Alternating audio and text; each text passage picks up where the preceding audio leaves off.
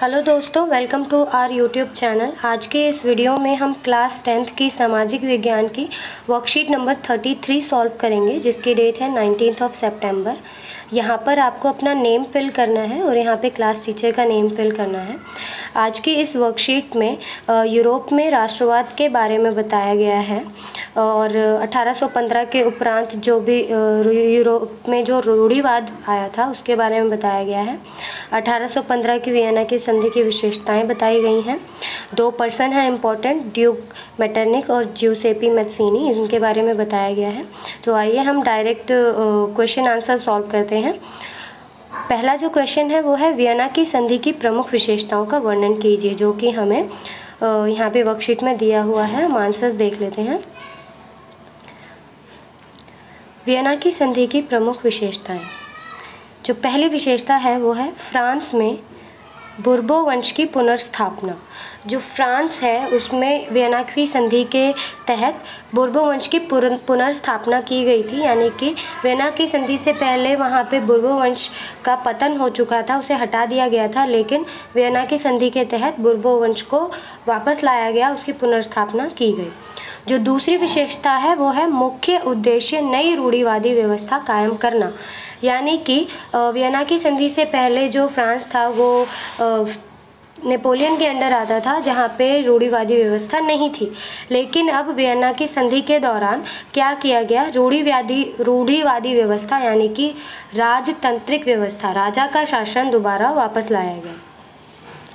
Third point में क्या कहा गया है, फ्रांस ने वो इलाके खो दिए जो नेपोलियन ने जीते थे, यानी कि नेपोलियन ने अपने काल में जो भी युद्ध में इलाके जीते और उन्हें फ्रांस में मिलाया, तो वियना की संधि के दौरान क्या हुआ, उन इलाकों को फ्रांस को छोड़ना पड़ा, खोना पड़ा। जो फोर्थ पॉइंट है उसमें कहा गया है सीमा विस्तार पर रोक हेतु नए राज्यों की स्थापना। इसका मतलब है फ्रांस का जितना एरिया था उस एरिया में आगे चलकर अगर फ्रांस कोई युद्ध जीतता है तो वो दूसरे राज्यों को फ्रांस के अंदर नहीं मिला सकता, इसलिए राज्यों की स्थापना की गई उसके बॉर्डर पर, ताकि ये पता चल सके कि फ्रांस का ये एरिया है, उसके बाद जो है फ्रांस का एरिया ख़त्म हो जाता है और दूसरा एरिया या दूसरी जगह फ्रांस अपने में नहीं मिला सकता। ये तो थी वियना की संधि की प्रमुख विशेषताएं। अब हम दूसरा क्वेश्चन देख लेते हैं। मेटरनिक की भूमिका का वर्णन कीजिए। अब मेटरनिक जो है एक इम्पॉर्टेंट इंसान था इस यूरोप में राष्ट्रवाद के दौरान। तो हम डायरेक्ट आंसर देख लेते हैं क्या है। मेटरनिक की भूमिका। नेपोलियन की वाटरलू पराजय के बाद मेटरनिक यूरोप की राजनीति का सर्वेसर्वा बन गया, यानी कि नेपोलियन जो था उसका पतन कब हुआ, वाटरलू का जो युद्ध हुआ था उसमें वो हार गया था, उसमें वो पराजय हो चुका था। तो इसके बाद मेटरनिक अस्तित्व में आया। मेटरनिक ने यूरोप की राजनीति की बागडोर को संभाला। ये एक बहुत ही प्रतिभाशाली राजनयिक था। अब 1815 से 1848 का जो यूरोपीय इतिहास का काल है उसे मेटरनिक युग के नाम से माना जाता है या कहा जाता है या प्रसिद्ध है, यानी कि 1815 से 1848 का जो ये टाइम पीरियड है, इस पीरियड में मेटरनिक ने ऐसे ऐसे अच्छे काम किए, इतने बड़े बड़े काम किए कि इस पूरे समय को मेटरनिक युग का काल कहा जाता है, या फिर ये काल जो है मेटरनिक युग के नाम से प्रसिद्ध है। इसके आगे वियना की संधि में एक प्रमुख भूमिका निभाई, मतलब कि जो मेटरनिक है, वियना की जो संधि हुई थी इसमें इसका बहुत बड़ा योगदान था, बहुत बड़ी भूमिका थी। फिफ्थ पॉइंट है रूढ़िवादी तंत्र की पुनर्स्थापना, यानी कि मेटरनिक ही वो बंदा था, मेटरनिक ही वो व्यक्ति था जो कि फ्रांस में दोबारा से रूढ़िवादी व्यवस्था को लेकर आया, या फिर हम कह सकते हैं राजतंत्रिक या राजा के शासन को पुनर्स्थापित किया उसने। तो हमारा दूसरा क्वेश्चन भी हम सॉल्व कर चुके हैं। जो थर्ड क्वेश्चन है वो है मेटरनिक ने ज्यूसेपी मैत्सिनी को हमारी सामाजिक व्यवस्थाओं का सबसे खतरनाक दुश्मन क्यों माना है? वह किस सामाजिक व्यवस्था की बात कर रहे हैं? तो हम आंसर देख लेते हैं। मेटरनिक ने ज्यूसेपी मैत्सिनी को सामाजिक व्यवस्थाओं का दुश्मन माना क्योंकि वह राजतंत्र के घोर विरोधी थे। यानी कि जो ज्यूसेपी मैत्सिनी हैं वो बचपन से ही एक राजतांत्रिक विरोधी रहे हैं। उनका मानना था कि किसी भी देश में राजतंत्र नहीं होना चाहिए।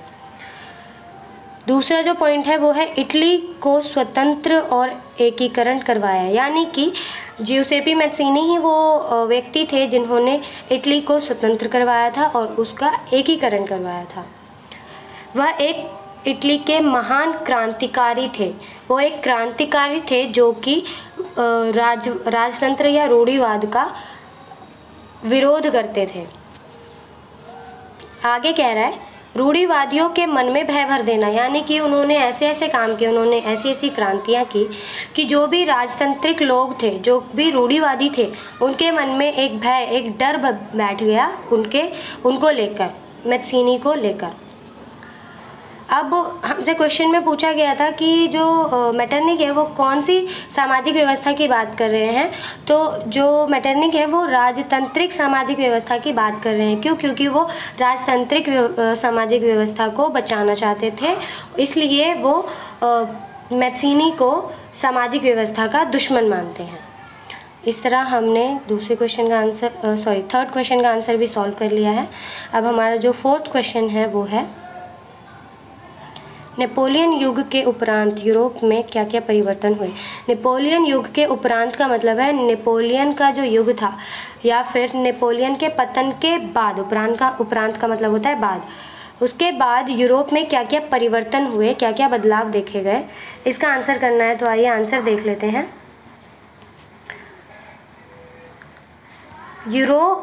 नेपोलियन युग के उपरांत यूरोप में हुए परिवर्तन। पहला, रूढ़िवाद की पुनर्स्थापना।